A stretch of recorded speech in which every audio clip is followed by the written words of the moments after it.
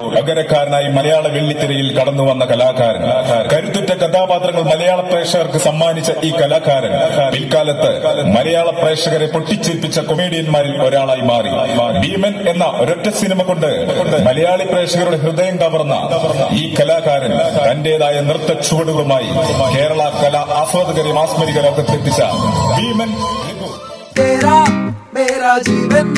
ഏതോ കാലക്കേടില്ലാണോ ലോല വായോ പോകാം ലോകം കാണാം തേരാ പാര കെട്ടി ഹൃദയം പൊട്ടി